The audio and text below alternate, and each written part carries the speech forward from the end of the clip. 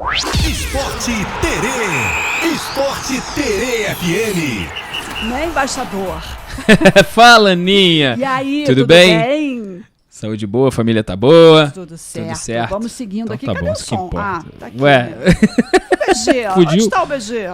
Fugiu, Aqui, saiu correndo. Tá baixinho. Deixa ele baixinho. E aí, tudo bem? Tudo bem. O que você apurou pra gente hoje? Então, algumas boas notícias. No Vasco, uma ótima notícia, o Diniz tinha pedido aí, e o Vasco parece que encaminhou a contratação do zagueiro uruguaio Alan Saldívia. A diretoria conseguiu se aproximar aí das exigências, né, que o Colo-Colo fez e está perto de adquirir aí 50% dos direitos econômicos do uruguaio. Ele tem 23 anos. O Vasco já tinha feito uma oferta aí de empréstimo ao Colo-Colo. O Colo-Colo não gostou muito, o Vasco, e fez uma contraproposta, o Vasco gostou. O Vasco está tratando, inclusive, a negociação ainda como empréstimo, mas esse empréstimo vai dar a obrigação, né, do Vasco comprar os 50% do Saldívia, e o Vasco pode sim comprar mais se quiser lá na frente. Diniz é um entusiasta do jogador, gosta muito dele, já tinha elogiado ele em outras oportunidades, e pediu para a diretoria do Vasco acompanhar, tomar conta lá, ver como é que estava a situação dele com o Colo-Colo desde agosto do ano passado. Então mostra que o Vasco realmente já queria há bastante tempo o Saldívia, né? Então, e a torcida apoia essas contratações? Apoia. Ainda mais que vem com o aval do treinador, né? O treinador, ele já tinha falado do Saldívia em uma outra ocasião, se não me engano ele era treinador do Fluminense ainda, então ele já tinha elogiado o cara, então é sinal de que há muito tempo o Diniz vê com bons olhos o Saldívia, que Legal. É bom jogador, é novo, né? Agora o Vasco deu uma encorpada, né? Trouxe o Juan Rojas, a gente falou dele ontem, né?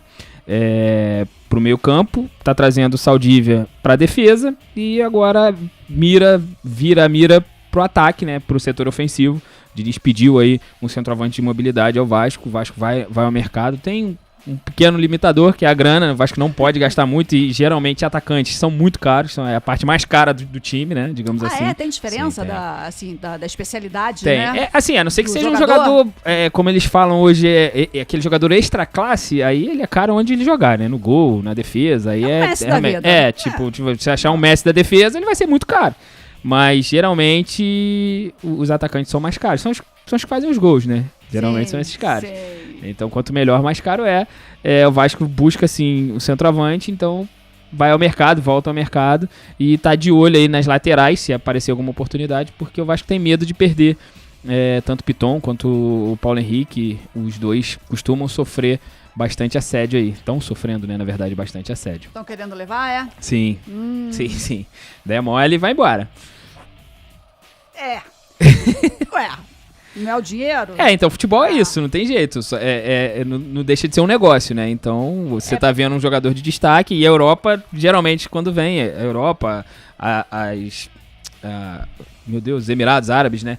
Quando costumam vir pra contratar, eles não costumam dar mole, né? Vem com dinheiro mesmo. Sim, e substância. fica difícil. É porque eles têm o principal, né? Que é a vontade do jogador de ir pra lá. Principalmente então, a Europa, aí né? o jogador, quando o contrato reza aqui, ok, ele pode, né, ir numa boa, geralmente ele pode escolher, né, aceitar propostas. Sim, ele decide, ele tem todo o poder de falar que não vai, eu não vou. Mesmo que o time aceite, ele pode não querer ir. Sim, legal. tem todo o poder, mas assim, mesmo que o jogador queira ir, o time também precisa aceitar a proposta do outro clube. Sim, não as partes, né? Precisa tudo estar certo, partes. sim, tem todo mundo aceitar, senão não rola. O Aninha, no Fluminense, falando já de reforços anunciados, os dois que já foram anunciados, o Gemes e o Guilherme Arana, eles devem ser utilizados pelo Zubeldia já no começo do Carioca, já de começo. Geralmente isso não acontece, os principais jogadores ficam para as rodadas seguintes, né, digamos assim. No Campeonato Carioca tem uma regra que as 3 primeiras rodadas os clubes podem entrar com o time de garotos, né, da base. É um time de base mesmo. Tá. Sim, aí a partir da 4ª rodada se entra com os jogadores principais, digamos assim. Tanto Guilherme Arana quanto o Gemes vêm para esse elenco principal, mas eles já estão treinando junto com esse grupo inicial, digamos assim, de Carioca já há algum tempo, então eles devem tem treinado junto. Ainda não tem um time, o Zubeldia ainda não treinou um time titular, mas se espera que eles estejam pelo menos no banco aí nas primeiras partidas. O Zubeldia tem dado mais treinamento físico, né? O Fluminense que fica completo hoje, o restante do elenco, os jogadores principais se representam hoje para fazer exames e tudo mais, para começar a pré-temporada e vamos ver como vai ficar o Fluminense de 2026, Aninha. Vamos esperar, né? Porque ainda dá tempo, né? De ter compra, sim, venda. O Fluminense tá janela tá aberta. Tem novelas no Fluminense, né? O Fluminense tá esperando o Hulk, o Fluminense tá esperando o Savarino do Botafogo. Isso aí. O Savarino que chegou ontem, mas ainda não teve conversa profissional, digamos assim. Só ficou no pessoal porque rolou todo aquele problema lá na Venezuela, né? Por causa do Maduro. Atrapalhou. Ele ficou preso lá, já era pra ter se apresentado há um bom tempo. Mas acabou sendo atrapalhado com isso e o Botafogo ontem ainda não teve conversa profissional. Ele foi lá, fez exames e tudo mais. Cara, o Trump conseguiu atrapalhar o futebol brasileiro, tem noção? Pra você ver, Botafogo, né, especificamente. Não falou do Soteldo. O Soteldo não deve ter ido passar férias na Venezuela, porque ele é do Fluminense. O Soteldo é jogador do Fluminense e é venezuelano. Aninha, falando de Botafogo agora, o Botafogo avançou aí na renovação, na tentativa de renovação com o Alexander Barbosa. Ele é zagueiro do Botafogo, é um dos pilares do time, foi um dos pilares do time que foi campeão de praticamente tudo em 2024, e é muito importante para o elenco. Depois de perder o capitão do time pro Palmeiras, eles óbvio que não vão querer perder o Barbosa, que pode ser um dos capitães também, se não for o capitão, né? Tem o Alex Telles lá que também é muito importante, mais um dos pilares, né, do time. O Barbosa, por mais que esteja encaminhada a renovação, todo mundo quer renovar, só que o Barbosa quer mais dinheiro, ele quer ganhar mais. E o quanto ele quer ganhar pode botar ele entre os maiores salários do elenco. O Botafogo no momento não está podendo, e esse é um entrave, por isso ainda não renovou. O Botafogo deve chegar, óbvio que ninguém renova sem ter valor, né, sem aumentar o valor, a não ser que já esteja em decadência. Será né, que ele não assim. tem uma proposta por debaixo assim dos panos? Assim, eu acho que não, pode até ter. Ele tá pedindo, se não der, ele vai mas pra outro. O contrato dele vai até o fim do ano.